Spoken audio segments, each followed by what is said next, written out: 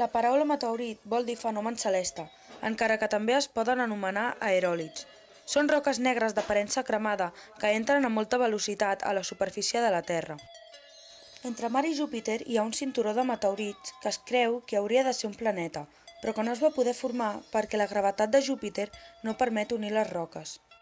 Quan un meteorit entra a la capa d'aire que envolta la Terra, l'atmosfera, es desintegra perquè va molt ràpid i frega contra l'aire i fa que el meteorit s'escalfi.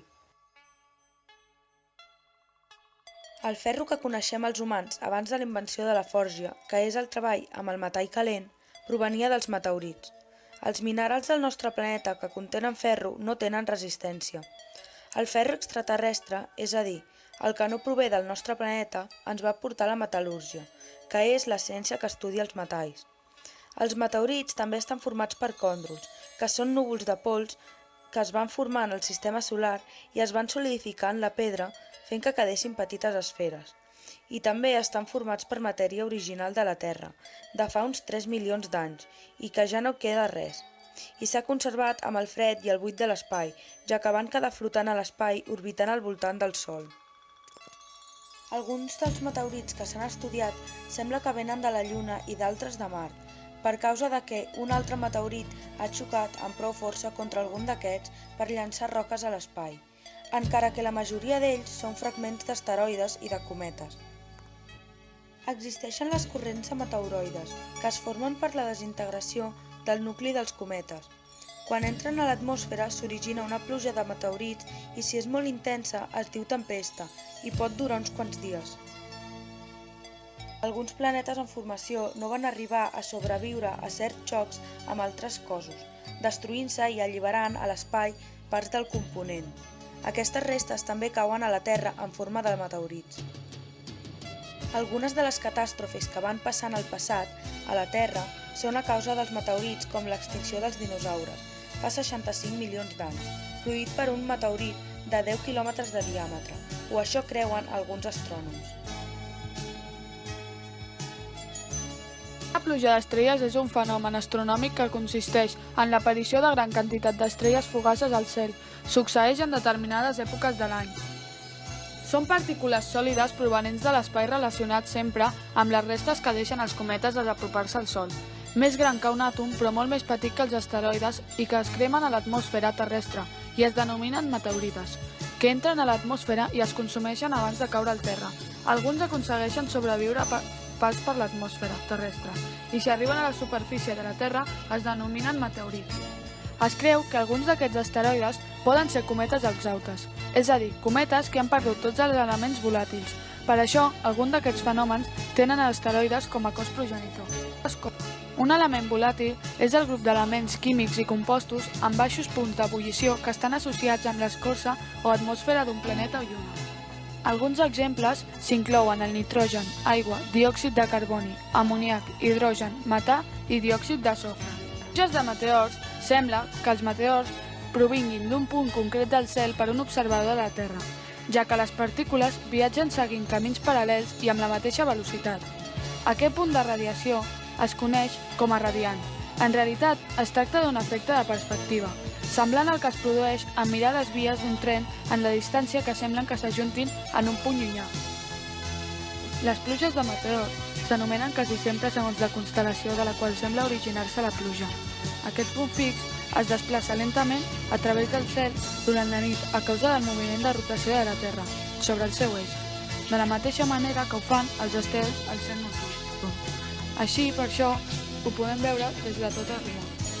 Aquest és el calendari de pluja d'estrelles per 2017.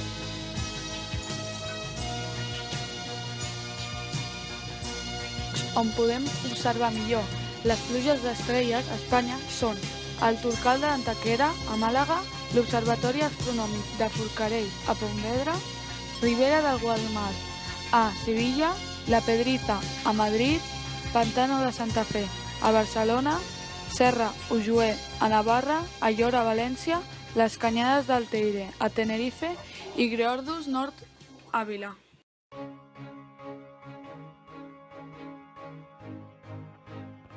Els cometes són cossos fràgils i petits, de forma irregular, formats per una barreja de substàncies dures i gasos congelats.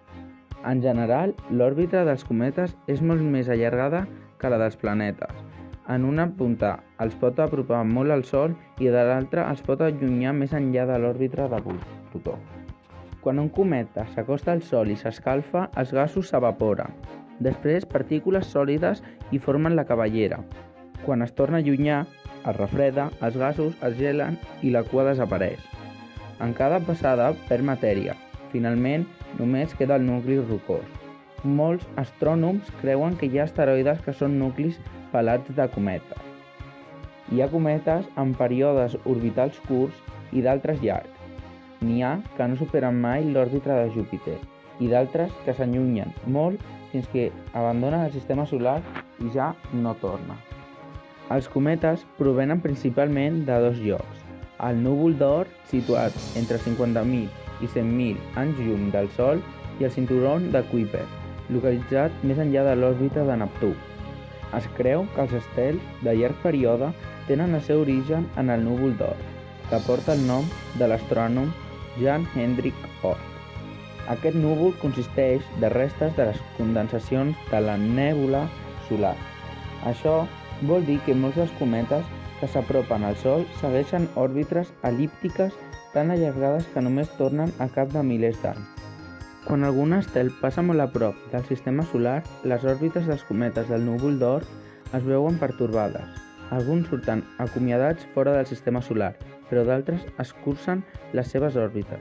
Per explicar l'origen dels estels de curt període com el Halley, Gerard Kuiper va proposar l'existència d'un cinturó de cometes situats més enllà de Neptú, el cinturó de Kuiper.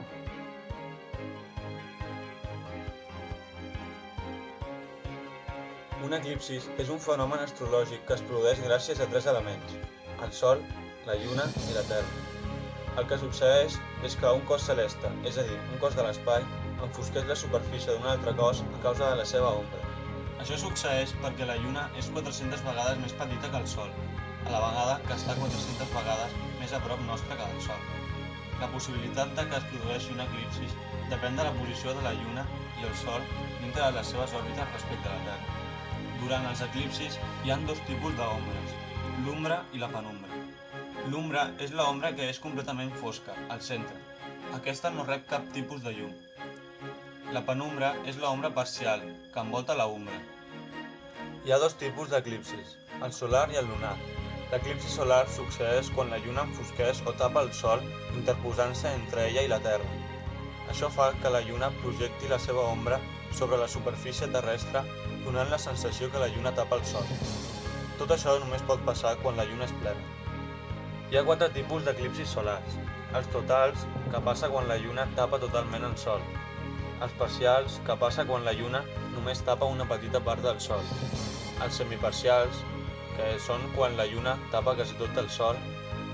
I els anulars, que passa quan la lluna no té prou diàmetre i no aconsegueix tapar el sol sencer, fent que quedi un cercle de llum de sol al voltant de la lluna.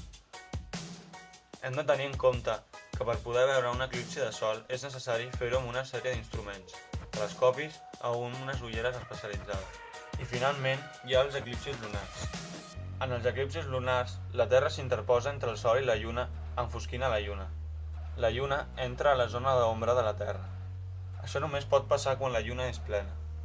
Hi ha 3 tipus d'eclipsis lunars. Els totals, que passa quan la Lluna es situa ella sencera en l'ombra, així fent-la canviar de color. Els parcials, que passa quan la Lluna es situa entre l'ombra i la penombra, fent que només es pugui veure una mica enfosquida la part situada en la penombra. I finalment, els penombrals, que passa quan la Lluna es situa completament en la penombra, fent que la Lluna s'enfosqueixi una mica. Aquests eclipsis, a diferència dels del Sol, són fàcils d'observar, no es necessita cap protecció ni cap telescopi. Segons càlculs de la NASA, el següent eclipsi lunar serà l'11 de febrer del 2017 i el següent eclipsi solar serà el 26 de febrer del 2017. Kepler va suggerir l'òrbita el·líptica dels planetes i proposar les lleis sobre moviment actualment conegudes com lleis de Kepler.